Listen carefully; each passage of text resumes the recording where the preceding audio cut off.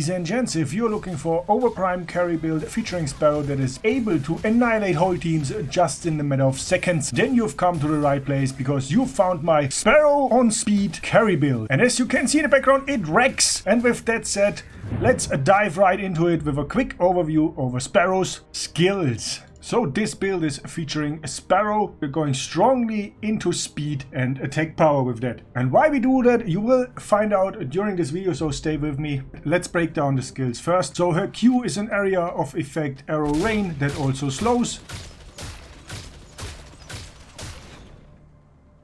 Then we have E, that's faster attack speed and movement speed for her basic attack and her movement speed. Next up is focus, so you focus and then you get a stronger arrow. It also has more range. I like to use that to poke the enemies in my lane. And the last one, besides of her basic attack, is hail of arrows. Her super, and that is kind of misunderstood or underrated, I don't know. This basically makes her basic attack an area of effect attack, and this is really huge. And not only when you use that alone, but you want to combine it with her E to wreck enemy teams if you build her correctly. And with talking about how to build her correctly, let's dive right into the cheat sheet. Every DirtyHotte build comes, as you know, with a cheat sheet. So the build core, Sparrow carry build, it's a bit mediocre early, but later on, so mid and late game, it becomes a killing machine. And you can delete the complete enemy team if used correctly. And with that said, let's talk about her starting items. You want to run the Kima Gemstone of Tailwinds, but not because of the health or mana ranking, but because of the attack speed it also brings to the table. It's also in the beginning your only way of escape with the active, so keep that in mind, because otherwise Sparrow is kind of limited in regards of escape skills or options. Then for sure you want to pick up one Watcher's Eye and 2 of the regular health potions. So with the starting items down, let's talk about the first legendary item you want to go for, and that's Carbon Alloy Crossbow. This legendary is basically made for Sparrow. It brings physical power and attack speed, and it's passive. Every successful basic attack on the enemy increases the hero's physical power by 90 and decreases the enemy's attack speed by 8% for 5 seconds, stacks up to 3 times. This is made for Sparrow, so she just gets stronger and stronger while shooting at enemies. Then the next legendary you want to go for is Spirit's Armor. It also comes with physical attack power and attack speed. The passive grants acceleration for 1 second when a basic attack deals damage to an enemy. The hero becomes immune to the basic attack movement penalty. So with that, it's just easier to follow enemies or backpedal while shooting. So Carbon Alloy Crossbow and Spirit's Armor both are pretty cheap with below 3000 gold. And this is the foundation of this build. These are the 2 first items to make that work. It's time for the third item, and that's really the breaking item of that build. Zeta Chainsaw, physical power and 40% nullified physical defense, deals 15% bonus physical damage to an enemy hero with higher max health than the hero. When the health difference is more than 1400, bonus physical damage reaches the maximum. So Sparrow hasn't much health, so basically most of the other guys will have more health than you. That's already awesome for the passive, but also the 40% nullified physical defense is huge. If you have those 3 items complete and you use your E combined with your ultimate, which I will show you during this video, so also watch the gameplay part where I break down how to use the combination of E, your ultimate, with those items to really delete the enemy teams. So with this item, this is really where the build spikes. As long as you're not getting focused down, but that's not your job to care about. So that's 1, 2, 3. That brings us to item number 4, Emergency Treatment, physical power, and again attack speed and lifesteal. And the passive lifesteal by 20% for 5 seconds if the hero's health is 40% or below. That's kind of a little sustain item. You aren't very sustainable with this build. It's more like a glass cannon. If the enemy doesn't focus you, that's when you can shine and just delete them. Anyway, it brings also a lot of physical power and attack speed, so that's also nice to have for that build. Then item number 5 is basically the Kima Gemstone of Tailwinds 3. That's your upgraded starter item. Now it has also a 40% attack speed. You have a faster charge or a lower cooldown on your charge, so to say. And it's not really your 5th item. Try to start when you have your 3rd item or your first 2 items complete. You can already start to go into that.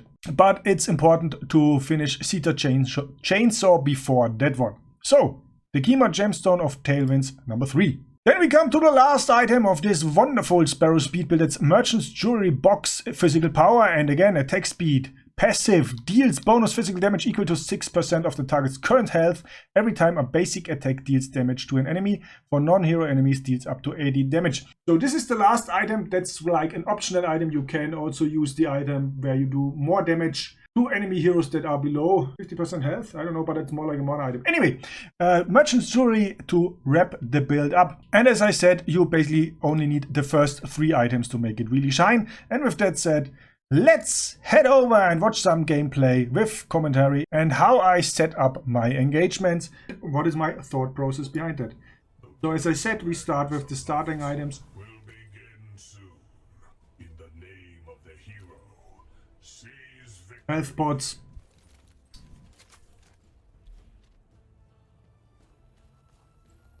And so on. So let's go to the dual lane. I cut out a lot of stuff. So we're at the dual lane. And the first thing you want to do is poke a little bit with focus from time to time and make sure you last hit the minions. Put the Watcher's Eye over there so you aren't surprised by the jungler. So this is just how the game starts. There are the 2 of us in our dual lane and poke a little bit on Nabash. And the only thing that is really important at that moment is that you get your last hits and farm up. I really don't care about fighting the enemy heroes at the moment. I just want to get those last hits and level up. So they have a Gideon and also a Nabash. Nabash is pretty strong. Yeah, as I said, just focus on those last hits. And here's a nice poke with the focus. So fast forward, we are level 4 now. We basically have all our skills except for the ultimate ready. We push them to the tower. And that's where I say it's the first time that we should retreat to buy our first few items. And make sure at this phase of the game that you don't overextend so you aren't an easy gank for the enemy jungler. So as I said, Carbon Alley Crossbow is the first item you want to go for. We get some of those.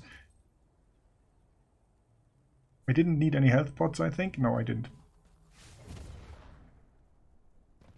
Back in the lane, they pushed below under our tower, so it's time to push them back. But that's not a problem at that phase of the game. At least try not to get hit by the enemy carry. So here's a Gideon, that's usually a mid laner, but don't get hit by the meteor. And I know Nabash is in there. Just want to get him out with the AoE. And my Nabash is pushing, so I go with him.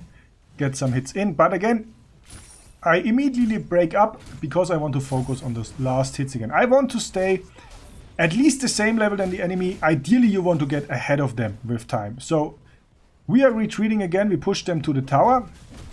And now we have been uncareful. That's what happens when you are uncareful and overextend too much. The enemy jungler comes in, kills my support, unfortunately. I get back under the tower. So at least I survived that.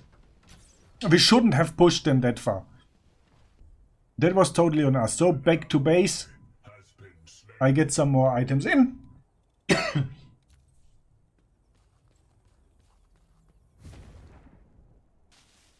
And it's back to the lane. And as I said before, in the beginning, you really just try to stay ahead. I push them back a little bit, poke them here and there. They are again at my tower. So there's the 2 of them. I don't know if, I think level 7, I think from that time on now, I was kind of alone without my support. I don't know why, but I had it under control most of the time. So I know that both guys are in the bushes. I don't know why they don't push harder, especially with Gideon. Maybe he's out of mana. I just want to make sure to basically continue farming. Right? I mean, ignore the fights because I can't win against both of them at the moment. So I just try to stay ahead. That's also a good moment to like use her ultimate to get some AoE damage and clear the wave quickly, and if they are close enough, even get some damage on them. They are running away, poke damage, with the focus. I really like the extended range on it. And we are leveled up a bit more to level 9. We are getting at mid-game now. And here's my support coming in for the first time after like, I don't know how many minutes. Gideon would have been an easy kill if their jungler wouldn't have joined the fight. And another guy, and I think now, yeah, now I die because it's 4v2. We both were low. And that's an easy kill for the enemy, especially if it's 4v1. Anyway, I lost my tower, which is unfortunate, but now you can see how I try to engage with Sparrow. We now have the first legendary item, and that's what you want to do. As soon as everybody else is like focused on one of your team, so they aren't focusing you, you go in, use your E, use your ultimate, and just melt them. This was a nice showcase. Here we do that again. Some team fighting. Get some damage in. Yeah, Nabash is toast because with our second legendary item complete, we can just continue shooting our basic attack with full speed. And this is important, guys. Ladies and gentlemen, please listen. It's important to focus on the objective now that we are in mid-game. So I really want to make sure we get that spirit buff. That's only me and Nabash, but that should be enough because I should be doing enough damage by now to solo that. Their count is coming in. And that would be the first spirit buff of the game. You really want to make sure to get those buffs, guys. Don't just charge around the map, team fighting without any purpose. You will see that later again in that game what happened. So it was kind of a tough game. So at the beginning we were behind. But we made a nice comeback, but pretty early on, I think about the 10-12 minute marker, we came back. So we get the first spirit buffs. There are a few enemies coming in, nothing too serious, that's just Gideon. I get an arrow on him. I pull my ultimate, get damage on both of them. And I think I get the Nabash here. Yeah, I should. Or is he going through the portal? Because that would have been my play. Yes, he's going through the portal. I die. At that moment, I actually don't care because we got the spirit buff. That was my #1 priority. Back in the game, here you see again how I like to play Sparrow now mid-game. I get some damage in, some poke damage. And now everybody of the enemy team is focused on somebody on my team. So they won't focus on me. So you go in, E, ultimate, get some heavy AoE damage in. We get the first down. We get the second kill. We get some more damage over here. Phase back there. So I use my gemstone to get to her, get damage on her. Gideon also slowed. He gets away with his skill, but I get Nabash. He stuns me, but he's just too slow with the attack speed and range I have right now. So that's a nice triple kill here. So that's basically how you want to use your E combined with your ultimate with that build. If they don't focus on you, you go in, use your E, use your R, and delete or at least do heavy damage to the enemy team. So here the enemy team is fighting the Prime Guardian. I go in, first Q, then again E, R, and I go in and do as much damage as I can to get them away also from the Guardian. It works. We got one kill, we got another kill, and then I think Faye gets me. She gets me, yes. I got killed, but again, that's not an issue. I sacrificed myself because we had to make sure that they don't get the prime objective at that moment. So that was the right play to make. And now my team can finish off the Prime Guardian. As you can see, I also made a triple kill with that combo. And now, like, most of the enemy team is dead. We have still 2 guys left. And we should be able to secure the Guardian afterwards. Here's some team fighting again. And here you see how you shouldn't do it. Now everybody is focusing on me, and that's where you're just too squishy. So I totally deserve to die there because there was absolutely no reason, nothing to gain to go in that 3v1 all by my own. I should have waited back at my tower or inhibitor for the rest of my team and then played it as usual. And now I get the Cedar Chainsaw. I didn't have that until now, and now it will really start wrecking enemy players.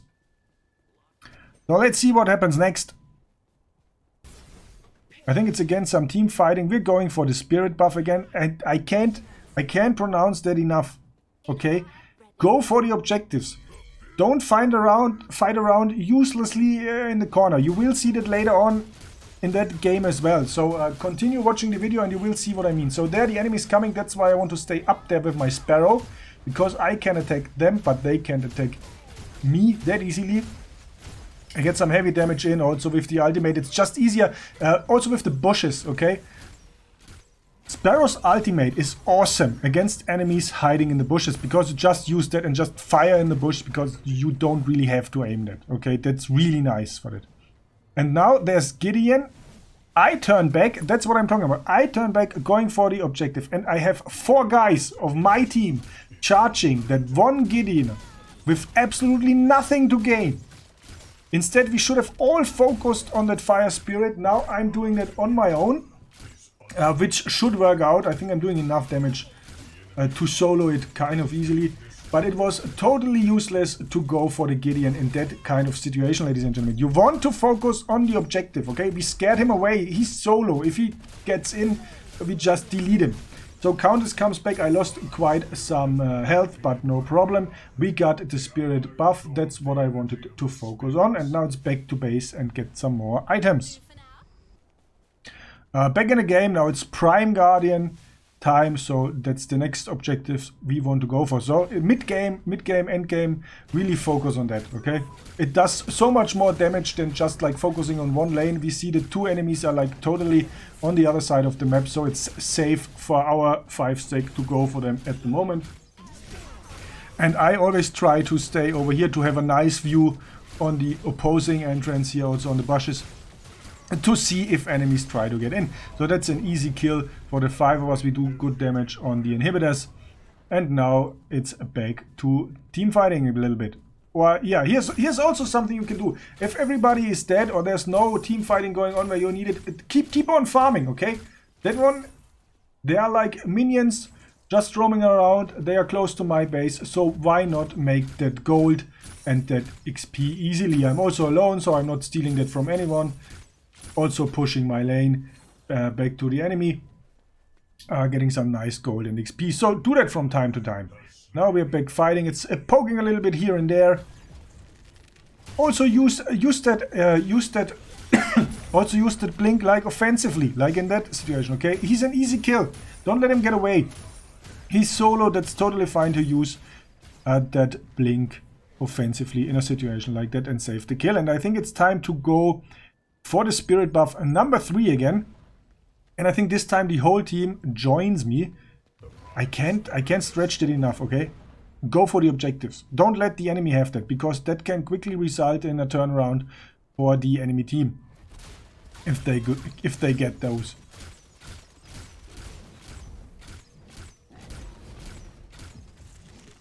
So with our Grux here we're doing a lot of damage. There's coming Shen. I forgot the hero's name, but we are ready for that. Just use the Q, scare him away. There are also the rest of the enemy team coming. Unfortunately, I don't have my ultimate ready for that. Get some poke damage. I think they already, yes, they already used the portal, so that poor Grux is toast. And he has no way to escape from the 4 of us. So we got the buff, we got a kill, and we can head back to base, get some more items going. Now I'm at 4 legendary items. It's back at the Prime Guardian, and again, like going in, my ultimate is nearly ready. I try to get some hits on an enemy hero, but they are like, I don't have space, and now they are coming. I use my ultimate, get the first kill really quickly, because I don't really have to aim on them. I just focus on the Guardian, and everybody who's around there gets damage. Nabash escaping again through the portal, but that's fine, because I think we got that Prime Guardian kill again. And we have 3 spirit stakes. So we're just getting way more ahead at that time. And now I have so much power. I just go like into every fight. You can also use your ultimate here for 1v1s, because it's just easier to hit those melee characters, because you don't have to aim anymore. And I think now it's the kind of the end game. We are going for the inhibitor and then for the core. And that's also something where Sparrow really shines. As I said, I built her for attack speed. You've also seen it in the cheat sheet. She has a pretty high attack speed right now, and you can't use skills on inhibitors or the core, but you use basic attacks, and as you know, her E even speeds that up more, and you will see in just a second how fast with a geared Sparrow you delete that enemy core. Like, I use the E on the core, just basic attacking, and bam, you delete that last shiver of health it had. So, this was a nice victory. It was actually a tough game in the beginning because I was solo in my dual lane for quite some time, but I managed to do that. And as soon as you have the critical items for that build, this Sparrow build just starts deleting enemy teams, as you have seen in this gameplay. And I want to point out, I don't play like 99% of the time with premates. Everything you see here, or 99% you see here, is solo gameplay where I matchmade solo. So you never know what you get. Pretty nice with that Sparrow. We finished that in 38 minutes. As I said, we had some tough fighting going on there. And I hope you enjoyed the gameplay. I hope you enjoyed the build. Give it a try. Let me know what you think about it down in the comments. And with that said, I leave it to the outro guy. Ladies and gentlemen, I hope you enjoyed this little piece of content, and if you want to see more, check the playlist to my left. And if you are more interested in what YouTube algorithm has in petto for you, then check the one below that playlist. If you like my stuff, please leave a like and help Mom's Basement grow. See you next time. DirtyHotte out.